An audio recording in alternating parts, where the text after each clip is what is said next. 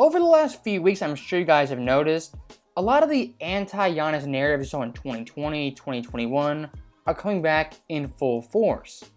As a little less than a month ago, Giannis actually went out of his way to seek out Hakeem Olajuwon and work on his post moves. You would think a positive story with a positive outcome. But for a lot of fans, even some former players, they actually clowned Giannis for seeking out an NBA legend. And the guys who clowned Giannis for doing this, I could understand if they were people like, a Kevin Garnett, a Kareem Abdul-Jabbar, some of the all-time great centers and all-time great power forwards. But the guys nipping at Giannis' heels, constantly clawing for attention, these guys were never NBA champions, let alone MVP players. Congrats, you played in the NBA, but for someone like Giannis, who's so much drastically better than you, more accomplished than you, I would kind of pump the brakes to the slander with the Hakeem Olajuwon jokes.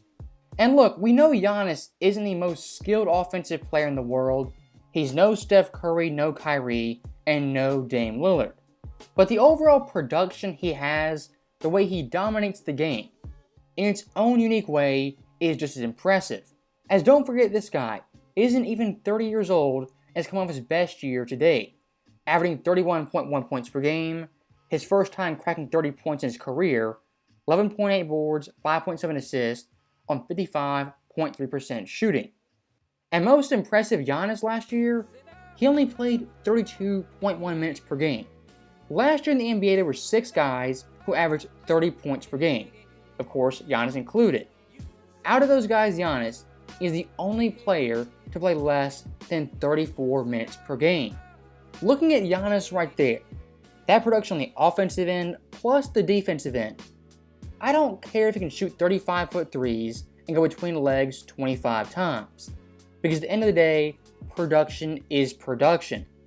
He's not going to have Hakeem Olajuwon's footwork after a month of training. That's impossible. But the overall idea to mock someone for getting better, I really don't understand that. And one thing with NBA fans we always look for is a perfect basketball player. And unfortunately, there's never been one, and there never will be one. And if you look at other top NBA superstars, the Nikola Jokic's of the world, the Steph Curry's, of course the Giannis of the world, why do the tier 1 superstars constantly have to remind fans how great they are? I mean, it took Steph Curry in 2022 getting his 4th championship to really get his due credit as an all-time great player. And Jokic last year had to average a 30-point triple-double just to get a little bit of recognition. And look, when it comes to Giannis already, he has that one championship in his back pocket. As compared to the best power forwards of all time, of course you have Tim Duncan with 5 rings, that's not getting caught. But past that, Kevin Garnett has 1, Dirk has 1, Barkley 0, and Malone 0. Even before cracking 30 years old, Giannis has that one championship that many all-time great power forwards either never got or didn't get till later in their careers. And for someone like a Kevin Garnett, who many do compare to Giannis, it took him wasting, a decade in Minnesota to finally get help in Boston. For Giannis, kind of the opposite. He spent a decade in Milwaukee, he got one championship, but now the help is coming to him and not vice versa.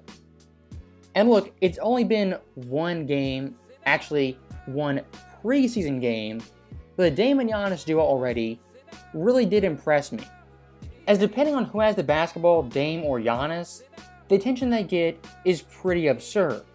And for someone like Dame, the defense is sorry about him shooting a wide open 3. They'll let Giannis get an easy layup, a backdoor, and a gimme 2 points.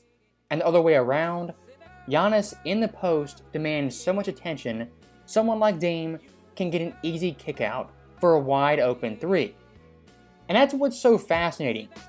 Dame Lillard, of course, is one of the best ISO players of all time.